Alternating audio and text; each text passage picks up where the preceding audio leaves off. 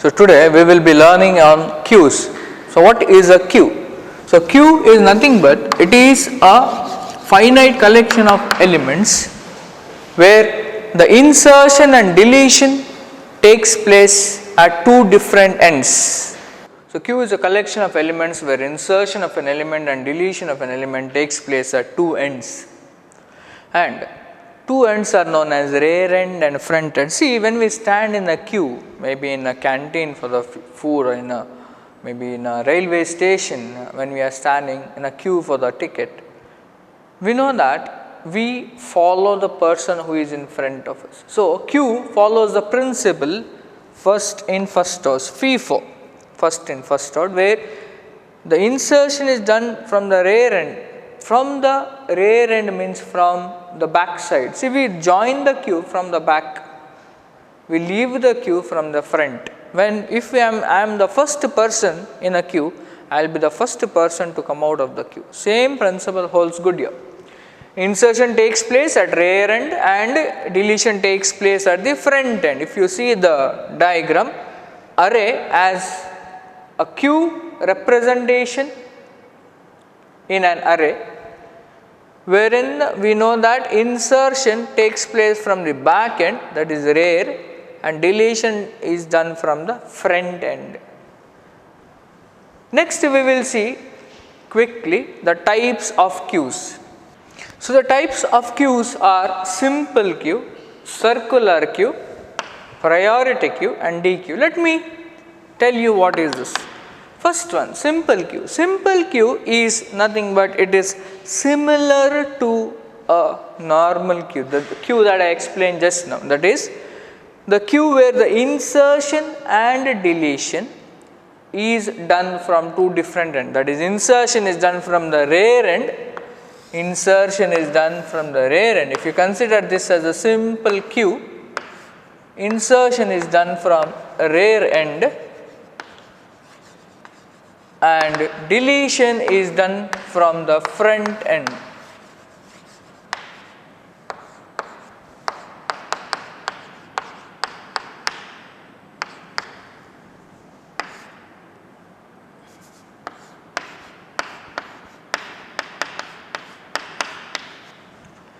So simple queue is nothing but where the insertion is done from the rear end. If I have elements say A, B, C, and deletion is done from the front end. Coming to the circular queue, what is a circular queue? In a circular queue, we should understand that the elements are arranged in such a manner that the last element follows the first element. Suppose whatever element is there, let me give it as D here. So now then we should understand that in a circular element here what happens is, here in this case whatever element you are going to delete, it will be the first. There is no end for a circular queue. It is in a circular manner. So the last element follows the first element. Element. Next is a priority queue. What do you mean by priority queue? Priority queue is nothing but where the insertion and deletion is done on the preset ideology. For example, in an operating system, if there is a process that is already being done, for example, let me tell I am taking a printout. Already a printout is being taken and you want this one more operation is being requested by the central processing unit or by the processor. So if that operation has a higher priority, remember in an operating system that operation will be performed first in the queue of operations because it takes the higher priority. So priority queue is nothing but where the insertion or the deletion of any of the operations or maybe any of the processes is done accordingly with the prerequisite ideology or with the preset conditions. Coming to the double-ended queue. What do you mean by double-ended queue? What do you mean by double-ended queue? So, DQ or the double-ended queue is nothing but where the insertion as well as the deletion is done from both the ends. Where the insertion as well as the deletion is done from both the ends. So, double-ended queue is a queue where insertion could be done from the front end, even deletion could be done from the front end, insertion and deletion could be done from rear end also. So, now let us go to the operations on queue, operations on queue. So, the different operations on queue is, first one is queue. Queue creates or it defines a new data structure known as queue, which will create an empty queue. This will create an empty queue.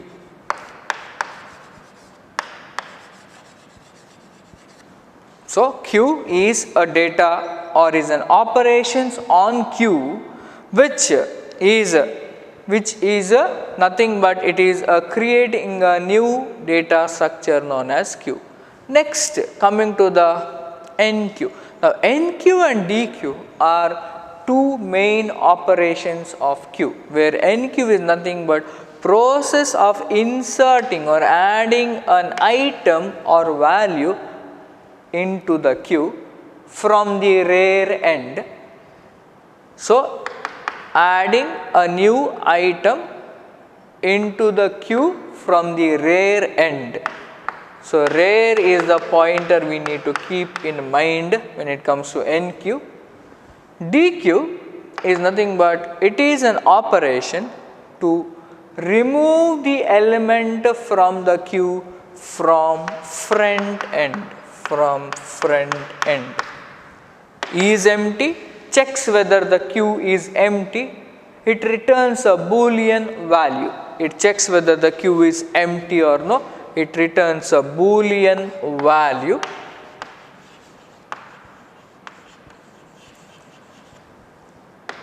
Size gives us the number of elements in the queue, and it returns an integer value. Coming to the representation of queue, So, memory representation of a queue using arrays. So, let me have a queue here. So, this is a representation of array in where I represent queue in the form of an array. In other words, it uses the concept of array to show the different performance or operations of queue. Now, we know that array takes n elements. If I start from 0, it is n minus 1. If I start from 1, it is n. And here, when I say rear is equal to n minus 1, I understand that queue is full, and when I write or when I check front is equal to null, I understand queue is empty. I repeat, when rear is equal to n minus 1, when I am representing the memory for a queue using arrays, rear is equal to n minus 1 means queue is full or overflow. When front is equal to none, queue is empty or underflow. Now, next let us see queue with the representation of linked list. So, now let us see a representation. This is the head node. Remember, in the linked list, it has two parts, the node and the address of the next element. So, this we call as data, and next is the information or the address of the next element. So, which is pointing here. So, in a queue representation also, the concept is same, where the insertion is done from the rear end and deletion is done from the front end, but here it the advantage is it need not have a fixed size. But for the arrays it is always a fixed size, but linked list always I can insert an element wherever I want, or I can delete an element from wherever I want. So using Q also the concept will be same, where I will insert an element from the rear end and delete an element from the front end, but using the linked list, so I will, or I can insert an element wherever I want in between, or I can delete an element from the end known as front end. Now let us see two important algorithms. One is insertion of an element using the methodology of NQ, and deletion of element which is known as DQ from a Q. So let us see the algorithm. Insertion of an element into the Q which is known as NQ, wherein here Q is a linear array which has n minus 1 elements. I am starting from 0 to n minus 1. So here n is equal to 4. So n minus 1 will be equal to 3, 0, 2, 3.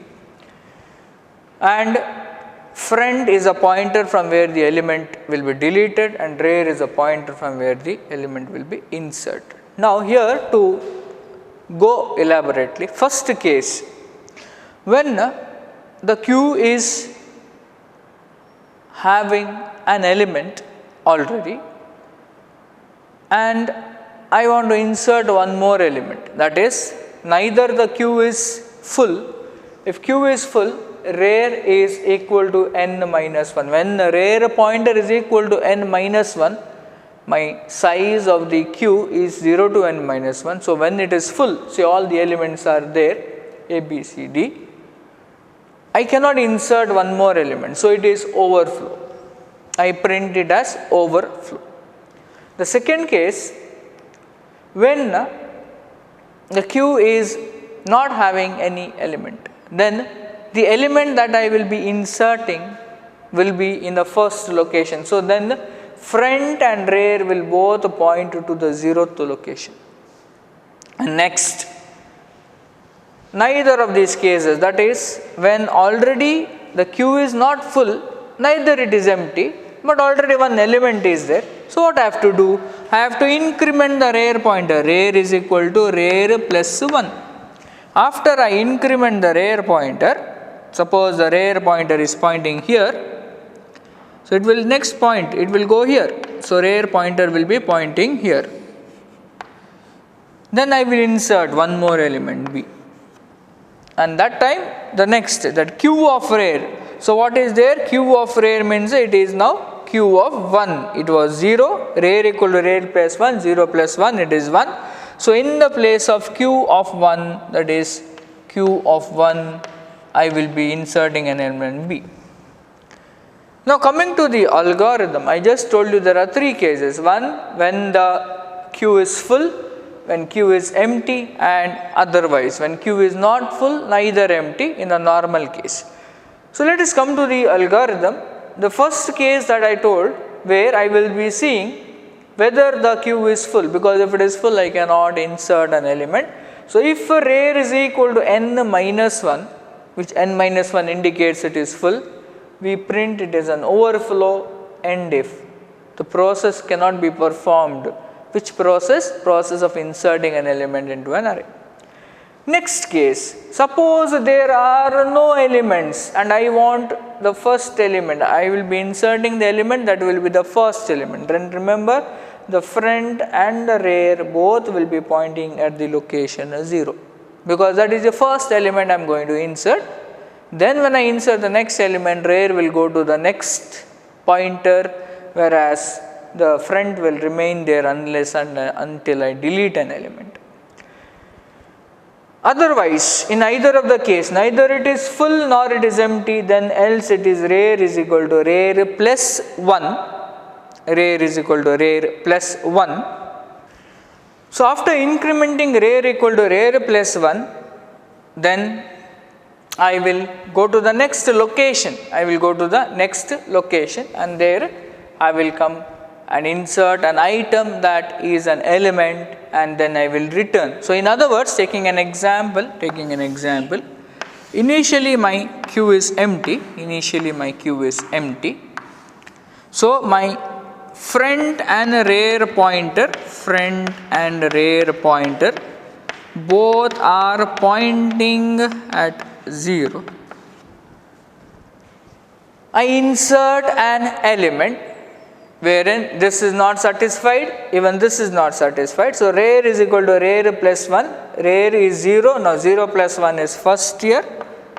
So, q of 0, here the first element will be inserted, and then again it will check whether it is empty or full. No, it will come to the else part. I will insert one more element. So, rear will be now pointing to this location. So, I will insert more. Similarly, I will go on inserting elements, and once I insert an element and a rear pointer points to the n minus 1 location, I will get it as q is full or overflow. So, again, when rear is equal to n minus 1, it is full. When front is equal to null, q is empty, that is the second condition. Else, in the normal condition, either it is totally full or complete empty, the rear pointer will be incremented, rear is equal to rear plus 1, then q of rear, whichever position the rear pointer is pointing to, there the item or the element will be inserted, and this is process of insertion of an element into a queue, which is known as NQ. Now, let us go for operation of deletion, which is known as DQ. So, let us come to the algorithm of deletion or DQ, wherein again I will tell you there are around 3 different cases. The full algorithm is here. So, you can see a queue is a linear array with n minus 1 elements. Front is a pointer from where we insert delete an element. Rear is a pointer from where we insert an element or an item. I repeat, front is the pointer from where the item is deleted, rear is a pointer from where the item is inserted. Now, first case, when q is empty, that is, if front is equal to null, we print it as underflow, because there is nothing here. Front and rear will have nothing. So, it will point to which position? It will point maybe to the position where is equal to 0, or equal here in this case. Front and rear is having nothing. So, q cannot delete an element. So, q is empty, or in other words we print underflow. The next, now when the q is not empty, here I will understand from which position the element will be deleted. So, front gives me the position of the element to be deleted. It is a pointer which gives me or points to a location where the element is deleted. So, item is equal to q of front, Now, here in this case, q is having only one element. When q is having only one element, so that particular element will be deleted, that is q of a front. So, front value is what? Front value right now will be equal to 0, and the element is deleted. When that one element is deleted, remember, and there are no other elements, the rear pointer also will be pointing to the same location as front. Till now, front was pointing to the -1 location and rear was pointing to the 0th location. Once the element is deleted, remember both front and rear will be pointing to the -1th location, or we call it as null, because the element that was existing is deleted. That is in case of array, in case of array representation of a queue having only one element. Otherwise, normal case, now we want an element to be deleted. So, neither of this case, queue is not having one element, neither queue is empty. In this case, the third case, what happens? The front pointer will go. Now, first here in this case, item is equal to queue of front. So, it is front of 0, queue front queue of 0. So, that will be deleted. So, it will be deleted. Now, the pointer will move to here, front pointer. So, pointer will be pointing to this location. So, neither it is front is pointing to rear. So, it will go front equal to front plus 1, 0 plus 1. So, front will be pointing here.